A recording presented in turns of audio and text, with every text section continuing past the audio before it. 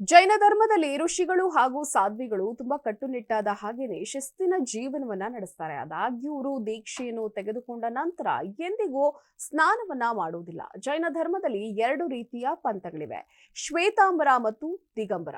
ಎರಡೂ ಪಂಗಡಗಳ ಸಾಧುಗಳು ದೀಕ್ಷೆಯನ್ನ ತೆಗೆದುಕೊಂಡ ನಂತರ ಕಠಿಣ ಜೀವನವನ್ನ ನಡೆಸೋದಿಕ್ಕೆ ಶುರು ಮಾಡ್ತಾರೆ. ಅವರು ನಿಜವಾದ ಘನತೆ ಮತ್ತು ಶಿಸ್ತಿನ ಜೀವನವನ್ನ ನಡೆಸ್ತಾರೆ. ಇದರಲ್ಲಿ ಅವರು ಯಾವುದೇ ರೀತಿಯ ವಸ್ತು ಅಥವಾ ಅನುಕೂಲಕರ ಸಂಪನ್ಮೂಲಗಳನ್ನ ಕೂಡ ಬಳಸೋದಿಲ್ಲ. ಶ್ವೇತಾಂಬರ ಸಾಧುಗಳು ತಮ್ಮ ದೇಹದ ಮೇಲೆ ತೆಳುವಾದ ಹತ್ತಿ ಬಟ್ಟೆಯನ್ನ ಮಾತ್ರ ಧರಿಸ್ತಾರೆ. ದಿಗಂಬರ ಸಾಧುಗಳು ಬಟ್ಟೆಯನ್ನು ಸಹ ಧರಿಸೋದಿಲ್ಲ. ಆದರೆ ಜೈನ ಪಂಥದ ಸಾಧ್ವಿಗಳು ಖಂಡಿತವಾಗಿಯೂ ಸೀರೆಯ ರೂಪದಲ್ಲಿ ಬಿಳಿ ಬಟ್ಟೆಯನ್ನ ಧರಿಸ್ತಾರೆ. ವಿಪರೀತ ಚಳಿಯಲು ಇದೇ ಬಟ್ಟೆಯನ್ನ ಧರಿಸ್ತಾರೆ. ದಿಗಂಬರ ಸಾಧುಗಳು ಮಂಜುಗಡ್ಡೆಯ ಚಳಿಯಲು ಯಾವುದೇ ಸಂದರ್ಭದಲ್ಲಿ ಯಾವುದೇ ಬಟ್ಟೆಯನ್ನ ಧರಿಸೋದಿಲ್ಲ.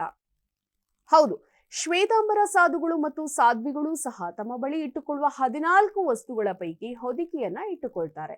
ಅದು ತುಂಬಾ ತೆಳ್ಳಗಿರುತ್ತೆ. ಅವರು ಮಲಗುವಾಗ ಮಾತ್ರ ಅದನ್ನ ಬಳಸ್ತಾರೆ. ಈ ಎಲ್ಲಾ ಸನ್ಯಾಸಿಗಳು ಯಾವುದೋ ಋತುವಿನಲ್ಲಿ ನೆಲದ ಮೇಲೆ ಮಲಗ್ತಾರೆ, ಚಾಪೆಯ ಮೇಲೆ ಮಲಗ್ತಾರೆ. ಅವರು ಮಲಗಲು ಒಣ ಹುಲ್ಲನ್ನು ಸಹ ಬಳಸ್ತಾರೆ. ಆದಾಗ್ಯೂ ಈ ಸಾಧುಗಳು ಬಹಳ ಕಡಿಮೆ ನಿದ್ರೆಯನ್ನ ಹೊಂದಿರ್ತಾರೆ. ಇದು ನಿಮಗೆ ಆಶ್ಚರ್ಯ ಕೂಡ ಆಗಬಹುದು. ಆದರೆ ಜೈನ ಸನ್ಯಾಸಿಗಳು ದೀಕ್ಷೆಯನ್ನ ತೆಗೆದುಕೊಂಡ ನಂತರ ಎಂದಿಗೂ ಸ್ನಾನ ಮಾಡುವುದಿಲ್ಲ ಎಂಬುದು ನಿಜ. ಸ್ನಾನ ಮಾಡಿದರೆ ಸೂಕ್ಷ್ಮಾಣು ಜೀವಿಗಳ ಜೀವಕ್ಕೆ ಅಪಾಯ ಇದೆ ಅನ್ನುವಂತಹ ನಂಬಿಕೆ ಅವರಲ್ಲಿದೆ. ಈ ಒಂದು ಕಾರಣಕ್ಕಾಗಿ ಅವರು ಸ್ನಾನವನ್ನ ಮಾಡುವುದಿಲ್ಲ. ಯಾವಾಗಲೂ ತಮ್ಮ ಬಾಯಿಯ ಮೇಲೆ ಬಟ್ಟೆಯನ್ನ ಕೂಡ ಇಟ್ಟುಕೊಂಡಿರೋದನ್ನ ನಾವು ನೋಡಿರ್ತೀವಿ. ಇದರಿಂದ ಯಾವುದೇ ಸೂಕ್ಷ್ಮಾಣು ಜೀವಿಗಳು ಬಾಯಿಯ ಮೂಲಕ ದೇಹವನ್ನು ತಲುಪೋದಿಲ್ಲ. ಸ್ನಾನವನ್ನ ಮುಖ್ಯವಾಗಿ ಎರಡು ವಿಧ ಅಂತ ಹೇಳಲಾಗುತ್ತೆ, ಬಾಹ್ಯ ಮತ್ತು ಆಂತರಿಕ. ಸಾಮಾನ್ಯ ಜನರು ಸಾಮಾನ್ಯವಾಗಿ ನೀರಿನಿಂದ ಸ್ನಾನವನ್ನ ಮಾಡ್ತಾರೆ, ಆದರೆ ಜೈನ ಸನ್ಯಾಸಿಗಳು ಆಂತರಿಕ ಸ್ನಾನವನ್ನ ಮಾತ್ರ ಮಾಡ್ತಾರೆ.